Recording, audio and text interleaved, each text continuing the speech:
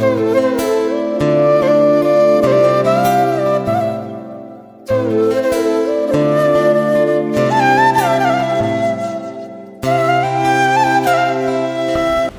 શ્રી ખોડિયારમાં. તો સ્વાગત છે તમારો આજના આપણા નવા બ્લોગની અંદર. તો હું અત્યારે આવી ગયો છું અડાજણમાં આવેલું ખોડિયાર માતાના મંદિરે દર્શન કરવા માટે, અને તમને અહીંયા દર્શન કરવાનું છે. તો વિડીયોને એન્ડ સુધી જોતા રહેજો ને આનો સંપૂર્ણ ઇતિહાસ જાણવાના છે. તો ચાલો વિડીયોને શરૂઆત કરીએ. હા, હું વાત કરી રહ્યો છું અડાજણના પ્રખ્યાત ખોડિયાર ચોક સ્થિત આઈ ખોડિયાર માતાજી મંદિરની.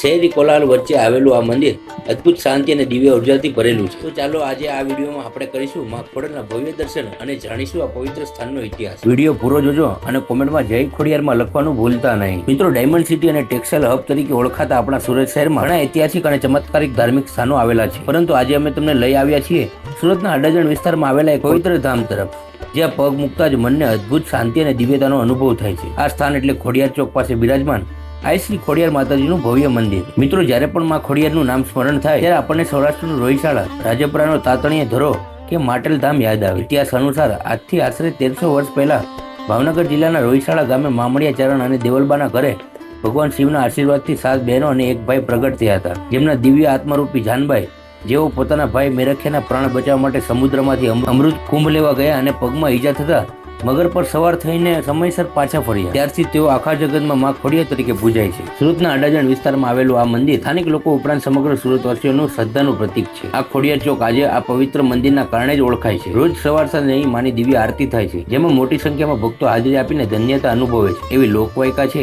કે અહીં સાચા હૃદયથી માનવામાં આવેલી દરેક મનોકામના માં ખોડિયાર ચોક્કસ પૂરી કરે છે. નવરાત્રીના પાવન દિવસો હોય કે અષાઢી પૂનમ, અહીં ભક્તોનું ઘોડાપુર ઉમટે અને આખું વાતાવરણ જય ખોડિયારમાંના નારાથી ગુંજી ઉઠે છે. જો તમે પણ સુરતમાં હો અથવા સુરત આવવાના હો તો અડાજણ ખોડિયાર ચોક સ્થિત માના આ દિવ્ય સ્વરૂપના દર્શન કરવાનું ચૂકતા નહીં. આવા જ રસપ્રદ ધાર્મિક વિડીયો જોવા માટે અમારી ચેનલને લાઈક, શેર અને સબસ્ક્રાઇબ જરૂર કરજો. બોલો આઈ શ્રી ખોડિયાર માતાની જય. વિડીયો ગમ્યો તો લાઈક, શેર અને ચેનલને સબસ્ક્રાઇબ જરૂરથી કરી દેજો. મળીએ છીએ એક નવો બ્લોગ સાથે. આજ માટે બસ એટલું. બોલો જય દ્વારકાધીશ.